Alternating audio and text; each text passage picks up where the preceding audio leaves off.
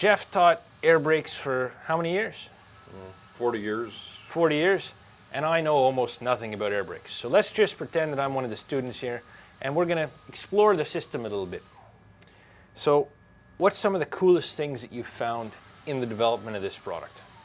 Well, that we can put the screens up and the wheel speed sensors, and then all the feedback, all the audio, all the visual, pedagogically for students is a great plus, as you can see and feel what's happening with the system.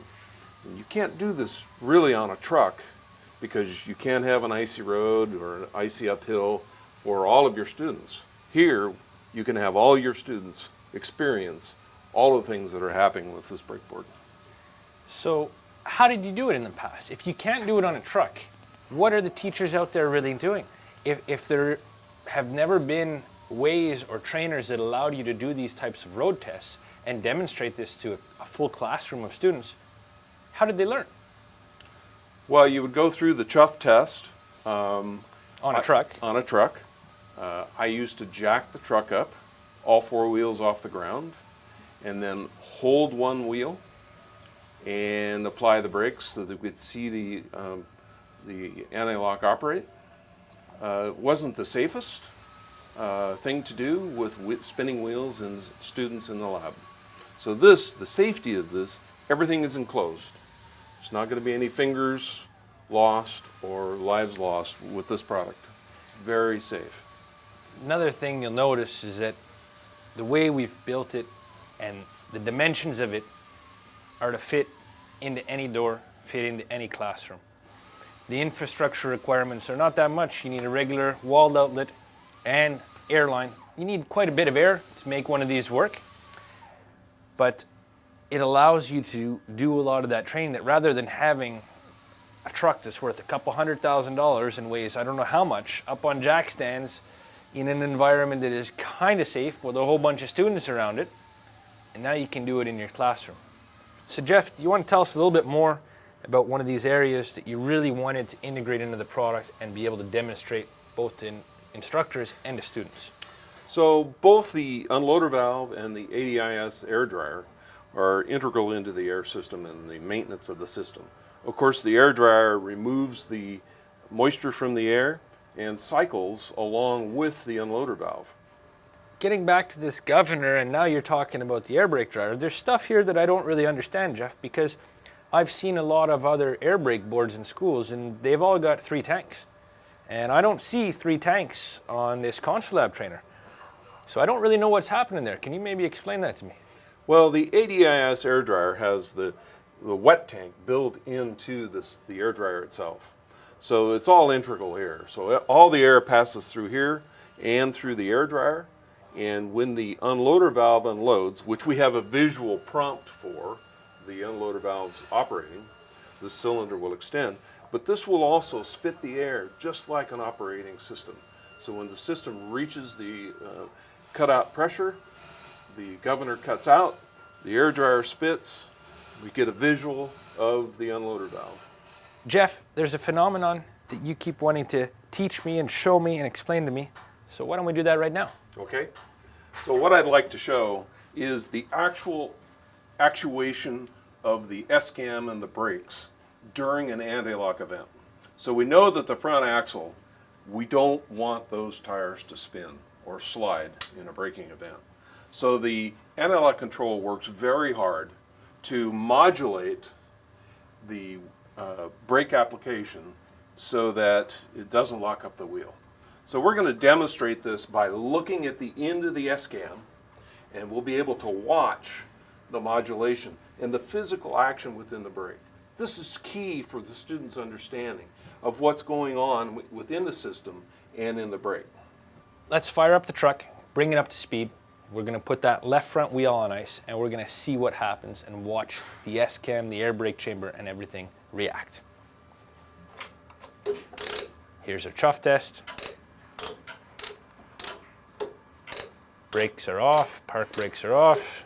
Bring this up to speed. We're going to put the left front wheel on ice.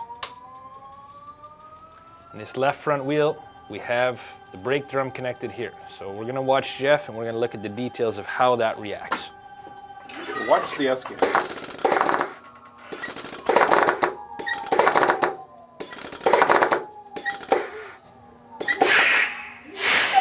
So what was happening there, Jeff?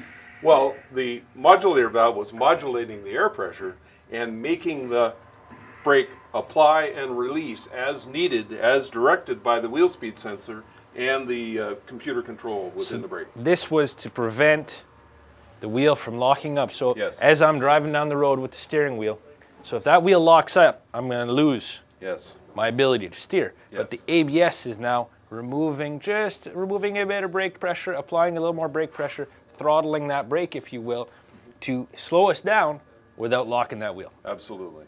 This is a very excellent video for your students to see pedagogically, that they get a visual of what's happening within the brake system. Now we've got disc brakes. Can you talk to us a little bit about that? Well, disc brakes operate very similarly in the actuation, except that it's a caliper that captures the rotor in between. And so the movement is very small, but we're going to focus in on that piston operation of the disc brake at this time. So I'll do a couple brake applications so we can see this.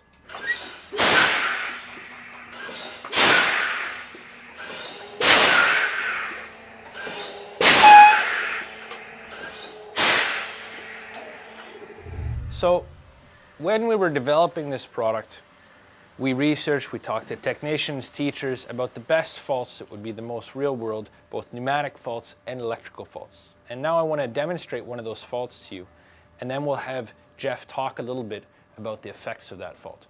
So I'll put the fault in, we'll hear it, we'll see it, take the fault out, and then Jeff can talk about it. We've got some kind of leak. I don't know what it is. There's air coming out here and here. So Jeff, we had some kind of leak and there was air coming out of the modulator and out of the relay valve. I don't know what's going on. The rods seem to be sticking out kind of. What was that? This is a not so common failure that can really throw the technician for a loop in their troubleshooting. So what's happening here is we have a leak between the chambers, between this emergency and the service chambers, that shows up in the modulator valve and the relay valve in the exhaust. So typically a technician will go, oh, modulator's valve is bad, so let's replace the modulator valve. Well, that's expensive. So this simulates that leak, or it's an actual leak that happens, so that we can troubleshoot that with the students. It's a fault that the student will be asked to troubleshoot as they work through the brake board. So this is one of the real world faults, one of many faults that we have in this board that really simulate real world operation in the field. So now we're going to demonstrate the governor function. So we're going to see this rod stick out, then we're going to apply the brakes a couple times and it's going to go back in. So if I increase the system pressure high enough, the governor is going to unload.